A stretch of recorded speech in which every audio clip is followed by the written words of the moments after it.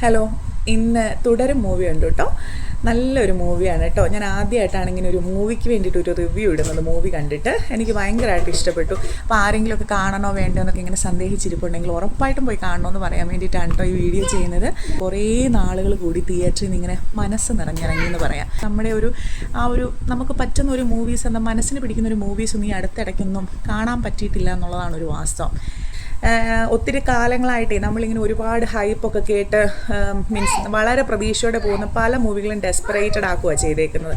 അത് വെച്ച് നോക്കിക്കഴിയുമ്പോൾ വളരെ സൈലൻ്റായിട്ട് വന്നു. അങ്ങനെ എനിക്ക് ട്രെയിലർ കണ്ടപ്പോൾ ആക്ച്വലി ഇഷ്ടപ്പെട്ടിട്ടില്ലായിരുന്നു. പക്ഷേ അതൊന്നുമല്ല, ഭയങ്കര അടിപൊളി മേക്കിംഗ് ആണ് മൂവി. നല്ല സ്റ്റോറി ലൈൻ ഉണ്ട്, എല്ലാം കൊണ്ടും നല്ലതാണ്, നല്ല ഡയറക്ഷനാണ്. പിന്നെ എല്ലാവരുടെ അഭിനയം ഒന്നിനൊന്നിനും മെച്ചം. നമ്മുടെ ലാലേട്ടൻ ഉണ്ടല്ലോ, അയ്യോ ഒന്നും പറയാനില്ല, ലാലേട്ടൻ പൊളിയാണ്. നമ്മുടെ പഴയ ലാലേട്ടൻ തിരിച്ചു വന്നതുപോലെയുണ്ട്. നമുക്കൊക്കെ ഒത്തിരി ഇഷ്ടമുണ്ടായിരുന്ന ഒരു സമയത്തെ ലാലേട്ടൻ്റെ ആക്ടിങ് ഇല്ലേ, ആ ഒരു ലെവലിൽ ലാലേട്ടൻ്റെ പെർഫോമൻസ് ഒരുപാട് കാലം കൂടിയിട്ടാണ് കാണുന്നത്. പണ്ടൊക്കെ ഇങ്ങനെ നമ്മുടെ മോഹൻലാൽ കത്തി നിന്നിരുന്ന സമയങ്ങളിലെ മോഹൻലാൽ ഫാൻസ് പറയുന്നത് ഇങ്ങനെ എവിടെയൊക്കെ നോക്കിയിട്ടുണ്ട്. മോഹൻലാലിൻ്റെ നഖവും കണ്ണും ഒക്കെ അഭിനയിക്കുന്നത് കാണാം. ആ ഒരു ആക്ടിങ്ങിൻ്റെ സ്പാർക്ക് ലാലേട്ടൻ്റെ കണ്ണിൽ കുറേ കാലങ്ങൾ കൂടിയിട്ട് കണ്ടു എന്ന് പറയാം. എനിക്ക് ഭയങ്കരമായിട്ട് ഇഷ്ടപ്പെട്ടു കേട്ടോ. പുതിയൊരു വില്ലനുണ്ട്, മലയാളത്തിനൊരു പുതിയ കിടുക്കാച്ചി വില്ലനെ കിട്ടിയെന്ന് തന്നെ പറയാം.